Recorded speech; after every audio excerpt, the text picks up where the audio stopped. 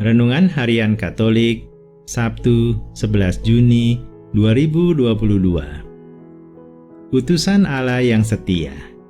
Prinsip-prinsip pelayanan murid Yesus. Bacaan pertama. Bacaan dari Kisah Para Rasul. Pada perkembangan awal umat beriman, di Antiokhia sejumlah besar orang menjadi percaya dan berbalik kepada Tuhan. Maka sampailah kabar tentang mereka itu kepada jemaat di Yerusalem. Lalu jemaat itu mengutus Barnabas ke Antiokhia. Setelah Barnabas datang dan melihat kasih karunia Allah, bersukacitalah ia. Ia menasehati mereka supaya mereka semua tetap setia kepada Tuhan. Karena Barnabas adalah orang baik, penuh dengan Roh Kudus dan iman, sejumlah orang dibawa kepada Tuhan. Lalu pergilah Barnabas ke Tarsus untuk mencari Saulus. Setelah bertemu dengan dia, ia membawanya ke Antiokhia. Mereka tinggal bersama-sama dengan jemaat itu 1 tahun lamanya, sambil mengajar banyak orang. Di Antiokhia, murid-murid itu untuk pertama kalinya disebut Kristen. Pada waktu itu, dalam jemaat di Antiokhia ada beberapa nabi dan pengajar, yaitu Barnabas dan Simeon yang disebut Niger, Lukius orang Kirene, Menahem yang diasuh bersama dengan raja wilayah Herodes, dan Saulus. Pada suatu hari, ketika mereka beribadah kepada Tuhan dan berpuasa, berkatalah Roh Kudus, "Khususkanlah Barnabas dan Saulus bagiku, untuk tugas yang telah kutentukan bagi mereka." Maka mereka berpuasa dan berdoalah mereka, dan setelah meletakkan tangan ke atas kedua orang itu, mereka membiarkan keduanya pergi. Demikianlah sabda Tuhan. Syukur kepada Allah. Bacaan Injil. Inilah Injil suci menurut Matius. Sekali peristiwa, Yesus berkata kepada murid-muridnya, "Pergilah dan beritakanlah, kerajaan surga sudah dekat.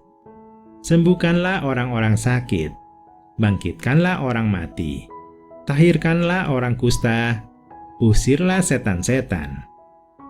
Kamu telah menerima dengan cuma-cuma, karena itu berikanlah dengan cuma-cuma pula. Janganlah kamu membawa emas atau perak atau tembaga dalam ikat pinggangmu. Janganlah kamu membawa bekal dalam perjalanan. Janganlah kamu membawa baju 2 helai, kasut, atau tongkat, sebab seorang pekerja patut mendapat upahnya. Apabila kamu masuk kota atau desa, carilah di situ seorang yang layak, dan tinggallah padanya sampai kamu berangkat. Apabila kamu masuk rumah orang, berilah salam kepada mereka. Jika mereka layak menerimanya, salammu itu turun ke atasnya. Jika tidak, salammu itu kembali kepadamu." Demikianlah sabda Tuhan. Terpujilah Kristus. Renungan. Inti dari pembacaan kitab suci hari ini adalah 1. Utusan Allah yang setia. Memberitakan Injil adalah amanat bagi pengikut Kristus. Harus diakui, tidak mudah melaksanakan amanat tersebut. Banyak tantangan dan rintangan yang menghadang. Karena itu, Roh Kudus memberi semangat, kuasa, keberanian, dan petunjuk, sehingga para murid mampu melaksanakannya. Pengutusan Barnabas dan Saulus merupakan awal gerakan pewartaan Injil sampai ke ujung bumi. Walau kadang bekerja sendiri, tetapi bukan untuk diri sendiri, melainkan demi Kristus yang mengutusnya. Sebagai wadah umat Allah, gereja memiliki kehidupan ibadah yang dinamis. Ibadah itu layaknya komunikasi intim kepada Allah. Dari pihak umat Allah, ada ibadah, doa, dan puasa yang berpusat pada Allah. Dari pihak Allah, ada pernyataan kehendak-Nya agar gereja bergerak bersamanya menyelamatkan manusia di dunia ini. Dalam ketaatan kepada kehendak-Nya dan hakikat gereja itulah, gereja Antiokhia mengutus Paulus dan Barnabas untuk memimpin umat. Kepemimpinan yang berhikmat, ibadah yang khusyuk, dan semangat melayani umat dan sesama manusia akan terjadi pada gereja Tuhan jika semua umat Tuhan setia mengikuti kehendak-Nya, bukan mengikuti kehendak masing-masing individu. 2. Prinsip-prinsip pelayanan murid Yesus. Untuk misi pertama, target utama para murid Yesus adalah bangsa Israel. Target inilah yang menjadi prioritas utama mereka, dan hal-hal lain harus dikesampingkan. Maka mereka dilarang membawa ekstra perbekalan, baik itu uang, pakaian, ataupun perlengkapan untuk berpergian.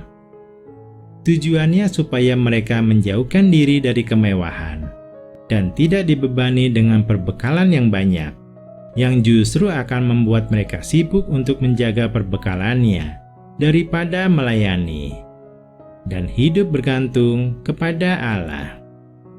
Mereka juga tidak boleh mempunyai motivasi untuk mendapatkan keuntungan dalam bentuk apapun dari orang-orang yang dilayani, sebab segala kuasa dan kemampuan yang mereka miliki adalah anugerah Allah. Mereka telah mendapatkan dengan cuma-cuma dan harus memberikan secara cuma-cuma juga. Untuk tempat bermalam, mereka harus bergantung kepada kebaikan hati orang-orang yang mau memberi tumpangan. Mereka harus tinggal di rumah orang yang layak hingga berangkat lagi. Kelayakan orang yang memberi tumpangan diukur berdasarkan mau tidaknya ia menerima mereka dan mendengarkan pengajarannya. Prinsip tetap tinggal hingga berangkat kembali menegaskan bahwa utusan Yesus harus menghindari kemewahan, dalam arti mereka tidak boleh memilih-milih atau berpindah-pindah untuk mendapatkan tempat yang nyaman. Walaupun kita tidak dikhususkan bekerja seperti para murid Yesus di masa itu yang berpindah-pindah tempat, kita masih bisa mengambil beberapa prinsip penting pelayanan, yaitu berfokus pada pewartaan karya keselamatan Tuhan, tidak mengharapkan kenyamanan dalam melayani, atau menunggu semua penunjang sudah bagus baru mau bergerak melayani, memberikan pengetahuan, talenta, dan waktu kita secara cuma-cuma, tidak mencari keuntungan dari orang yang dilayani, hidup bergantung kepada pemeliharaan Tuhan, dan bekerja demi kemuliaan nama Tuhan, bukan untuk kemuliaan nama diri sendiri. Marilah kita berdoa. Ya Tuhan, kami mau diutus menjadi pewarta-Mu yang setia. Kami mau memegang prinsip-prinsip pelayanan yang baik, seperti berfokus pada pewartaan, mau bergerak melayani apapun kondisinya, memberikan secara cuma-cuma, tidak mencari keuntungan, hidup bergantung kepada pemeliharaan-Mu, dan bekerja untuk kemuliaan nama-Mu. Bimbinglah kami ya Tuhan pada prosesnya. Amin.